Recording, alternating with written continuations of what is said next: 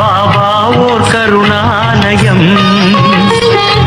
பாதம்தான் கமலாலயம். பாபா ஓர் கருணாலயம், பாதம்தான் கமலாலயம். சாய் அப்பா உறவுகள் அனைவருக்கும் வணக்கம். சாய் அப்பா மேல நம்பிக்கை வைத்து அவரை நினைத்து கொண்டு இருக்கும் உங்கள் அனைவரின் வேண்டுதலையும் சாய் அப்பா நிறைவேற்றுவார். நல்லதையே நினைப்போம், நல்லதே நடக்கும் என்றும் சாய் அப்பாவின் அருள் உங்களுக்கு இருக்கும். நம் மனதிற்கு இதமான சாய் அப்பாவின் இன்றைய அருள்மொழியை கேட்போமா? அன்பு குழந்தையே, உன்னை தேடி உனது இல்லம் வந்து கொண்டு இருக்கிறேன். உன்னை தயார்படுத்திக் கொள். எனது பரிபூரண ஆசிர்வாதம் உனக்கு கிடைக்கப் போகிறது. அளவில்லா மகிழ்ச்சி கிடைக்கப் போகிறது. எனது காலடிப்படும் நேரம் சுபிட்சமாக போகிறாய். இதுவரை இல்லாத அளவு இரட்டிப்பு மகிழ்ச்சியுடன் இருக்க போகிறாய். நீ என்னிடத்தில் வைத்த கோரிக்கைகள் நிறைவேறப் போகிறது. நீ விரும்பியதெல்லாம் கிடைக்கப் போகிறது. உன்னை பார்த்து ஏளனமாக சிரித்தவர்கள் வியக்கும் வண்ணம் உன்னை உயர்த்தப் போகிறேன். உன் விசுவாசம் மிக பெரியது. நீ பிரகாசிக்கப் போகிறாய். உன் துக்கம் இனி விரைவில் சந்தோஷமாக மாறும். நீ விரும்புகிறபடி இனி உனக்கு நடக்கும். நான் உன்னுடனேயே இருக்கிறேன். உனக்கு தீங்கு செய்யும்படி இனி ஒருவனும் இருக்கப் போவதில்லை. நீ அன்றும் இன்றும் என்றும் உனக்கு குருநாதர் வடிவில் வந்திருக்கும் என் பிடியில் இருக்கிறாய் என்பதை மறவாதே. இதை நீ மறவாமல் இருந்தால் உனக்கு எந்த பயமும் இருக்கப் போவதில்லை. நீ வாழ்ந்து கொண்டிருக்கும் தற்போதைய வாழ்க்கை நான் உனக்கு கொடுத்தது. இதில் நீ அனுபவிக்கும் நன்மை தீமை அத்தனையும் என் முன்னிலையில் நான் உனக்கு கொடுத்தது என்பதை ஒரு நாளும் மறவாதே. இதை புரிந்து கொண்டால் மறு கணமே உனது கண்கள் முன்பு தோன்றுவேன். எது உன்னை துன்புறுத்தினாலும் கவலைப்படாமல் இரு. எது வந்தாலும் எதிர்த்து நின்று போராடு. எதுவும் என்னை மீறி நடக்காது என்பதை தீர்க்கமாக நம்பு. அனைத்தும் நன்மைக்கே என்பதை தீர்க்கமாக நம்பு. உனக்கு பிடிக்காத விஷயம் நடந்தால் சகித்துக் கொள்ள முயற்சி செய். அந்த பிரச்சனையை எனது தாமரை பாதங்களில் சமர்ப்பித்துவிடு. இந்த உலகில் எதுவும் நிரந்தரம் இல்லை. என்னை நம்பி வந்த உன்னை எத்தனை ஜென்மங்கள் எடுத்தாலும் உன்னை தாங்கி நிற்பேன். எனது ஆலயத்தின் படிகளில் கால் வைத்த பிறகு நீ சுகத்தின் மீதுதான் சவாரி செய்ய போகிறாய்.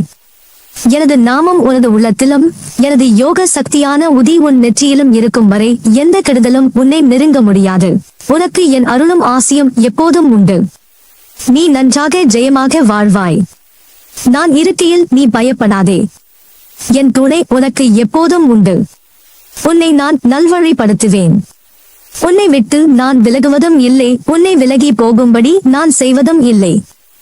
என் கருவில் தேர்ந்தெடுத்த வரம் நீ. உன்னை போன்று மற்றவர்களையும் உருவாக்க நினைக்கும் என் உயிரான உன்னை, என்னை நேசிக்கும் உன்னை அம்மாவாக அப்பாவாக என்றும் என் கருவறையில் அரவணைப்பேன். ஆரம்பத்தில் என்னை நிராகரித்து உன் மனம் போன போக்கில் சென்றாய். கடமையே என்று என்னை பூஜித்து வந்தாய். ஆனால் காலங்கள் பல கடந்து பல முறை அற்புதங்களை நிகழ்த்தி என்னை நீ புரிந்து கொள்ள வைத்தேன். நினைத்து பார், எப்படியோ வாழ்க்கையை நகர்த்தி கொண்டு வந்தாய். ஓடிக்கொண்டே இருந்தாய். கீழே விழுந்த உன்னை எனது கரம் கொண்டு இழுத்து வந்தேன். வாழ்க்கையில் கஷ்டம் வரக்கூடாது என்றால் எதிலும் அதிக எதிர்பார்க்க கூடாது. மகிழ்ச்சியின்மைக்கும் முகத்தில் வெறுப்பினை வெளிக்கொணர்வதற்கும் காரணம் நாம் எதிர்பார்த்தலில் உண்டான ஏமாற்றமே விடுத்து வேறொன்றுமில்லை. அதிக எதிர்பார்ப்பு நமக்கு ஏமாற்றத்தை தருகின்றது. இவர் இப்படி இருப்பார், அவர் அப்படி இருப்பார் என்று நாம் நினைத்துவிட்டு அவருடன் நாம் பழகும் போது அவர் நாம் நினைத்ததை விட மாறுபட்டவராக இருப்பார். அல்லது நாம் நினைத்தது பொய்த்து விட்டது, நாம் எதிர்பார்த்ததை விட இவர் நல்லவராக இருக்கிறாரே என்கின்றோம். எதிலும் எதிர்பார்ப்போடு இல்லாதிருந்தால் ஏமாற்றமே இருக்காது. ஏன் தேவையற்று அதிக கற்பனையில் மிதக்க வேண்டும்? எது நடக்கிறதோ அதை ஏற்றுக்கொள்வோம் என்று இருந்து விட்டால் ஏமாற்றம் ஏற்படாது. மகிழ்ச்சியின்மைக்கும் மனநிறைவு இல்லாமல் இருப்பதற்கும் என்ன காரணம் என்றால் அதிக எதிர்பார்த்தலில் உண்டான ஏமாற்றம் தானே அன்றி வேறொன்றுமில்லை. சிலர் நான் அப்படியாவேன் இப்படியாவேன் என்று கற்பனைகளில் மிதப்பார்கள். ஆனால் அவர்கள் நினைத்தது போல எல்லாம் நடக்கின்றதா? அதிக எதிர்பார்ப்பு நிறைவேறுகிறதா? சில வேளைகளில் அவர்களுக்கு ஏமாற்றம்தான் மிஞ்சுகிறது. எந்தவித எதிர்பார்ப்புகள் இல்லாமல் எப்பொழுதுமே நம்மிடம் என்ன இருக்கின்றதோ அதை கொண்டு இந்த வாழ்க்கையை மகிழ்வாக கடப்போம்.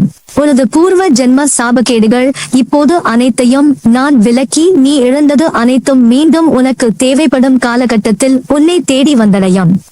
காத்திரு, உன் வாயிற்கதவை தட்ட விரைவில் நான் வருவேன். அப்பா, நான் இருக்கிறேன், கலங்காதே. உன் வாழ்வு என் கையில். உன் வாழ்வில் வசந்தம் வரும். ஆசையின்றி வாழ நாம் புத்தர் அல்ல. அதே வேளையில் ஆசையை கட்டுக்குள் கொண்டு வாழ பழக வேண்டும். எதுவும் நிலைப்பு இல்லை, எவரும் நிலையில் இல்லை என்கிற உண்மையை எப்பொழுதும் மனதில் ஒரு மூலையில் இருத்திக் கொள்ள வேண்டும். இன்ப துன்பங்களை ஓரளவிற்கு நிகரான நிலையில் எதிர்நோக்கும் பக்குவத்தை பழக்கிக் கொண்டால் எதிர்வரும் துன்பங்களிலிருந்து ஓரளவு விடுபடலாம். எதன் மீதும் அளவற்ற விருப்பம் வைக்காதீர்கள். அதிகமான விருப்பம்தான் ஏமாற்றத்தையும் ஆபத்தையும் தருகிறது. நீ எத்தனை முறை விழுந்தாலும் தோற்றாதாக அர்த்தம் இல்லை. ஜெயித்து கொண்டு வந்திருக்கிறாய். இதை நினைவில் நிறுத்திக்கொள். பல பேர் வாழ்க்கையை வாழ்வதற்கு தைரியம் இல்லாமல் இன்றும் பல துயரங்களை அனுபவித்து வருகின்றனர். ஆனால் நீயோ அனைத்தையும் கடந்து நானே கதி என்று என்னை நம்பி என்னிடத்தில் பொறுப்புகளை ஒப்படைத்து சதா சர்வகாலம் என்னை விடாமல் பூஜித்துக் கொண்டு இருக்கிறாய். உன்னை வழிநடத்தும் ஆசான் நான். உன்னை வாழ்க்கையில் வியக்கும் வண்ணம் உயர்த்துவதே எனது கடமை. நான் இருக்கிறேன், நம்பிக்கை இழந்து விடாதே. அனைத்தும் என்னையே சேரும். எதுவாக இருந்தாலும் என்னிடத்தில் சொல்லிவிட்டு செயல்படு.